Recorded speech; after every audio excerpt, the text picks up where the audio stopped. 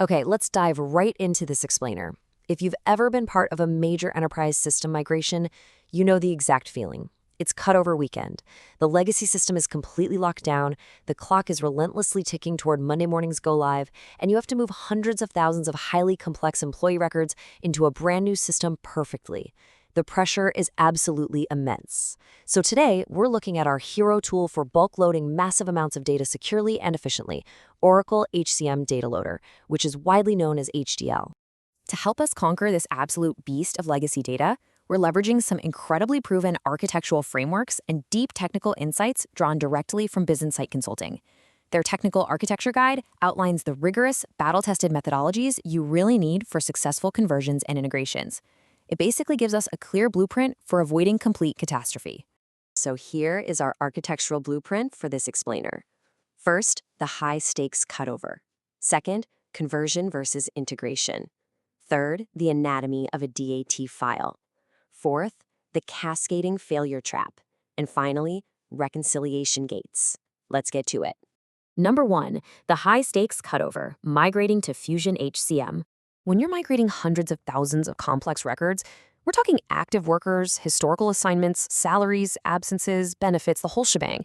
HDL is the exact mechanism that absolutely belongs in your architecture. It is Oracle's purpose-built bulk loading tool specifically designed for scaling Fusion HCM Cloud. You really have to distinguish this from FBDI, which is actually meant for financials and supply chain. For human capital management data at this kind of scale, HDL is literally your only tool. Number 2. Conversion versus integration, choosing your mode. Right, so before mapping a single data field, we hit a really critical fork in the road, because HDL actually operates in two distinct modes. On one side, we have conversion mode. This is a massive volume load meant for cutover. It's totally human-controlled, errors pause the load, and every single step requires a formal sign-off. On the other side is integration mode. This is for your ongoing daily Delta feeds of things like new hires or salary changes, and it relies heavily on middleware for automated submission and retry with very minimal human intervention. You know, teams often mistakenly try to automate these high-stakes cutover conversions with middleware like Oracle Integration Cloud or OIC. But there's a great quote from Biz Insight that highlights this perfectly. The absence of OIC in a conversion is an architectural choice, not a gap. Omitting OIC during cutover intentionally removes some really dangerous failure points and debugging complexity. Direct, transparent, human-controlled steps are exactly what you want when you're in a high-pressure cutover window. Number 3. Anatomy of a DAT file. Strict rules, zero margin for error. Let's zoom way down to the microscopic level of the pipe-delimited DAT file.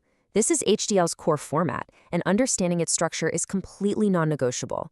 The metadata row isn't just some basic header like you'd find at the top of an Excel spreadsheet. No, it is a strict engine instruction. It tells HDL exactly which attributes to set for the data rows below it. The rule is absolute here. Attributes not listed in the metadata row are simply ignored. Missing an attribute means it won't load, period, even if Fusion has a default value configured. Let's highlight some seriously terrifying formatting traps when generating these files. First, object names are case-sensitive. Submitting a lowercase worker instead of an uppercase worker causes the entire block to fail silently. Second, your source system owner must be registered in Fusion beforehand, or you are getting 100% rejection. And perhaps the most common trap of all, date formats. HDL expects dates strictly as a 4-digit year, /month, /day. Sending a hyphenated date format, that's going to cause 100% rejection across all records. Number 4. The cascading failure trap, the domino effect. Okay, the nightmare scenario that keeps migration architects awake at night is the cascading failure trap. Because HDL enforces a strict object dependency model at load time, errors multiply quickly. This sequence is not a gentle suggestion, it's strictly enforced. You must load the root worker record first, then the work relationship, then the assignment, then the salary. Try to load a salary before an assignment is fully active, and it just fails immediately. Think of the dominoes falling in a cascading failure. Let's say you have a tiny 2% error rate in a batch of 20,000 worker records. Well, that doesn't just mean 400 isolated failures. Those 400 failed workers also have 400 work relationships, 400 assignments, 400 salary records, and contact records. That initial 2% error massively multiplies to orphan over 2,000 downstream records across multiple object types. So when you're looking at your error report and you see an HDL 200 error, it explicitly means a parent record was not found. Your child records experienced 100% rejection. The trick here is how you resolve it. You have to address this at the root cause. You fix the single parent record at the root, the worker, and not the hundreds of individual child records that failed as a symptom of that missing parent. Number 5. Reconciliation gates save migrations, your ultimate weapon. To absolutely avert this cascading disaster, we introduce formal, non-negotiable reconciliation gates. Skipping these creates an unimaginably high risk during system cutover. This maps out exactly what ready to proceed actually looks like in practice.